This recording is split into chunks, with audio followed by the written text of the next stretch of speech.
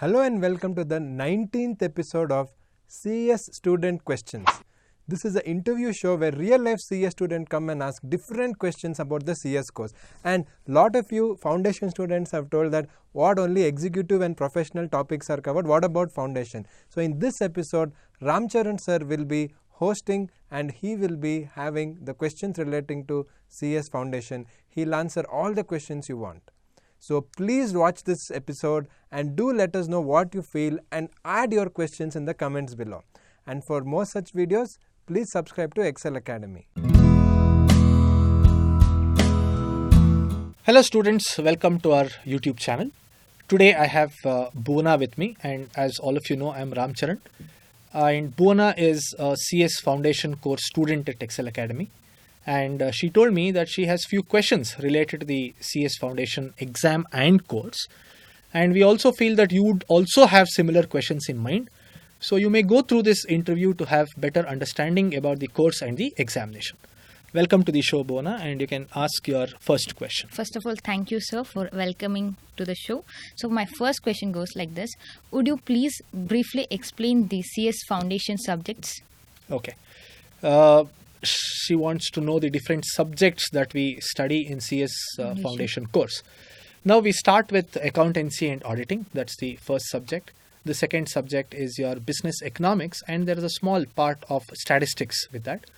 Then you also have business management, business entrepreneurship. Then you have business environment. Then there is a part on communication and law. So these are the subjects that you study. And most of these subjects are studied by you in your +2 course, except for business ethics, which is a new introduction, and business law, which is a new part. And you would have studied English in your high school as well as in your +2 courses. Yes. But here the idea is different. Here the basic idea is not English as a language, but English as a medium for communication. So these are the subjects that you study. Your examination is for 400 marks.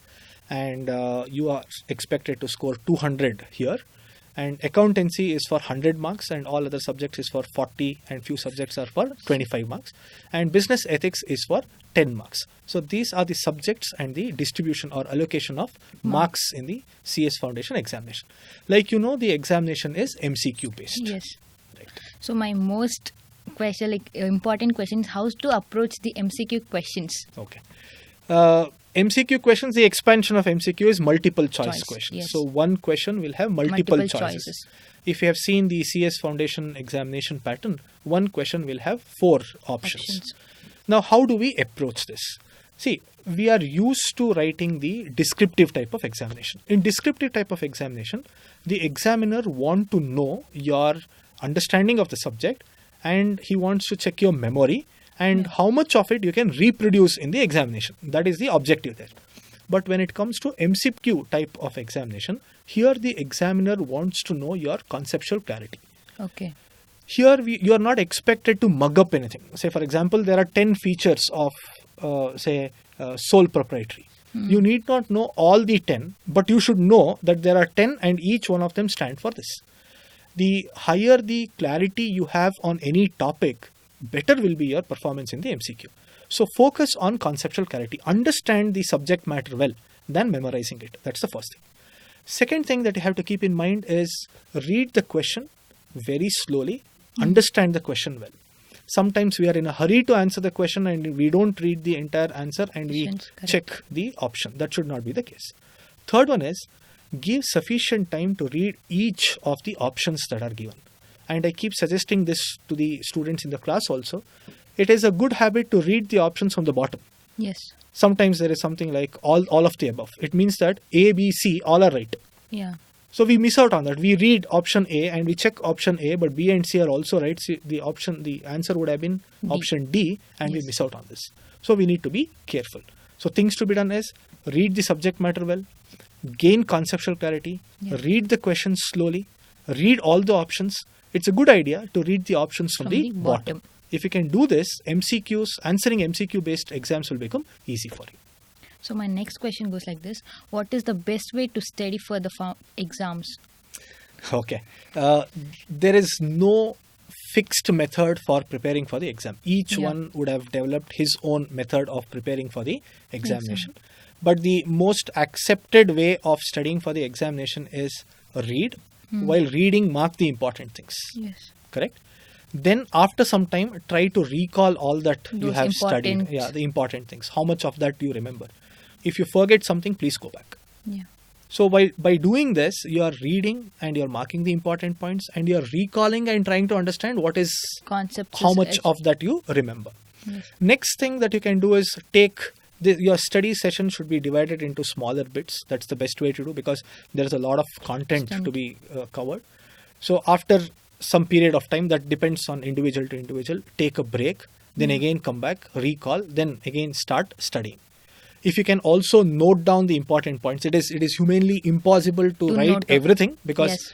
the subject content is huge. It is not like the lower classes. But if you can still note down the important points, that's going to help you in a big way. And the best thing to do is, take up as many tests as possible. So that will give you the confidence to solve the MCQ based questions. So that's the method I suggest. But each one would have developed his own method, and Methods no to method study. is right or no method is wrong. Wrong. As you said. Right. Then what is the best time to study for the paper preparations? Okay. See, As there some are people will be best, they feel like morning timing is the best. Some of them feel night Night times is are the the best, best. yeah. So which one you prefer to study? If you ask me as an individual, for me, getting up early in the morning and studying is the best method to do. Yeah. But there are students who prefer studying in the night. They tell that is the time of the day when everybody are at rest, and it is very easy for them to study because there will be no disturbance. Like again, I told you, there is no one method of approach. But always understand one thing: don't try to ape somebody else. Yes. Now that's I correct. study in the morning and you prefer studying in the night. If you try to copy my style of studying, it might not help you. It won't affect my Correct. studies. It will not be effective studies. That's correct? correct. So the best thing to do is you identify and you decide which is the best Best time time. for you to study. And you also decide which is the best place for you to study. That is also equally important. Yes. That's I have seen students who sit in front of the TV and study and still do well. There are students who prefer to study in The a room. calm place, lock them up in a room and study. I've seen students who put on their Earphones. earplugs and listen to music and study. Study. There are also students, for them, a slightest of the distraction or disturbance distracts them. Yes. So it is up to the individual to decide whether he is going to study in the morning or in the night. Please don't try to copy somebody else. Yes. If you feel that the environment or the atmosphere should be peaceful, please look for that kind of a place. And there are few students who tell that when we discuss with others, it becomes easy for them to study. Yes. Please do it. That is one of the best things to do. If you can make friends with other foundation course students, you all can sit together and study. That's also there. And there are few who feel that when we teach somebody, that is the best way of learning. That's things. 100% true. Any teacher would accept this. We learnt By teaching. and we gained higher clarity when we started teaching somebody. So if there is a friend of yours who is in need of some clarity on a concept, please make friends with him, explain and ask him to explain concepts which you are not clear with. It is going to mutually benefit. So there are different methods, reading, writing or listening. Few of them tell, sir, we listen to the videos and that helps us to recall whatever we have studied. So make the best use of the videos that we have done. Help your friends learn by teaching them, so they are also benefited and you are also benefited. So there are different methods, but only thing that you have to keep in mind, like I've been telling here, is don't try to copy somebody else. Yes, Follow be your your own. style and you will definitely do well. So my final and last question is, what is success mantra for CS? Okay, first you need to define what is success in CS Foundation examination. Yes. See, there are different yardsticks to measure success in this examination also. For somebody who gets 200, that's success. Yes. That's For somebody who goes very close to 400 and gets a all India level ranking, that's success. But if you ask me, the real success mantra, of course, you have to pass the examination. There is no alternate for this. The real success mantra here is the amount of knowledge that you have gained. See, what is the ultimate goal of this entire exercise that we are doing? The ultimate goal is to create professionals out of you. Now, who is a professional? Professional is somebody who has gives the advice. Yes. Right? He has some specialized skills using which he will give advice to the clients who will approach him. And who are the people who would be approaching? A CS or a lawyer or a doctor are the people. They are approached by people who are in trouble, Yes, who are in need who are actually. in need, right? Who are in trouble. So the point here is you cannot take your profession very lightly. Yes, that's So true. if you really want to become a successful company secretary tomorrow, you should have a large number of clients who have come to you with their problems and their problems are solved. Solved, and they're happy. And with- they are happy with your service. So if you want to give them the best of the solution for their problems, then it is important for you to have the best of the knowledge.